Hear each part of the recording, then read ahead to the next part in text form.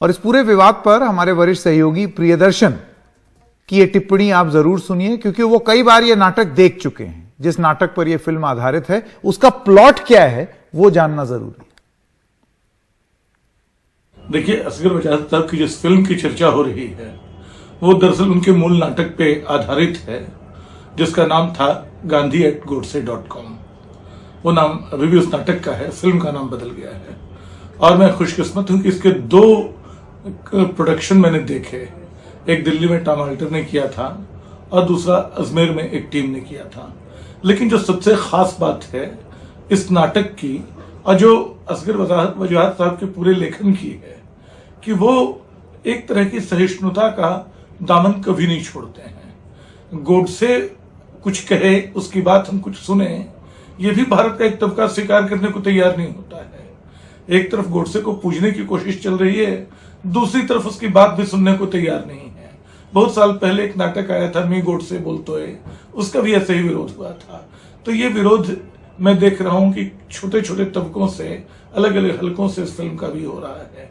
लेकिन सच्चाई है कि वो कहानी बड़ी दिलचस्प है और उसमें एक तरह की फैंटेसी है। असगर साहब कल्पना करते हैं कि गांधी जी गोली लगने के बाद भी बच गए थे और नाथूराम गोडसे को उनके आग्रह पे फांसी नहीं हुई थी, उम्र कैद हुई थी। और गांधी अपना प्रयोग कर रहे हैं, जिस तरह के ग्राम स्वराज्य का सपना उन्होंने देखा था उसका बिहार के एक इलाके में, और वहां उनके प्रयोग, उनके चुनाव, सब कुछ उनका चल रहा है। और उससे नेहरू पटेल की सरकार इतनी परेशान होती है कि उनको वहां से गिरफ्तार करवा लेती है। गिरफ्तार कराने की नौबत आती है, फिर गांधी एक नई जिद पकड़ते हैं कि वो जेल में उसी बैरक में रहेंगे जिसमें गोडसे है, और गोडसे से लगातार वो संवाद करने की कोशिश करते हैं। गोडसे बचता जाता है, धीरे धीरे खुलता है। गांधी उससे पूछते हैं कि तुम्हारी पसंदीदा किताब कौन सी है? गोडसे बोलता है गीता। गांधी कहते हैं कि मेरी भी पसंदीदा किताब गीता है। देखो, एक किताब ने तुम्हें कहां पहुंचाया, मुझे कहां पहुंचा दिया। तो ये पूरा नाटक जो है एक तरह से इस बात पे कि हम अंततः अपने जीवन के लिए चुनते क्या हैं, कौन सा रास्ता लेते हैं और किससे कहां तक पहुंचते हैं।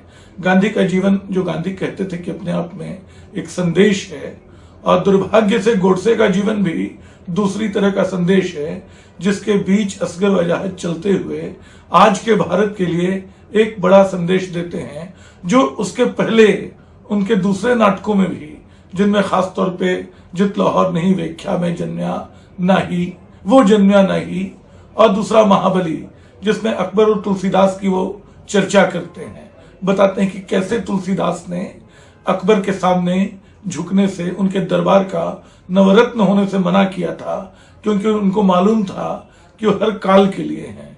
आज जब मानस पे भी बहस चल रही है, आज जब गांधी और गोडसे की फिल्म पे भी बहस चल रही है, तब हमें असगर साहब का पक्ष भूलना नहीं चाहिए कि अंततः हम सबको अपने विचार, अपने अनुभव से चुनने की आजादी है, और हम उसके साथ मनुष्यता की जो राह है उसी का अनुसरण करें।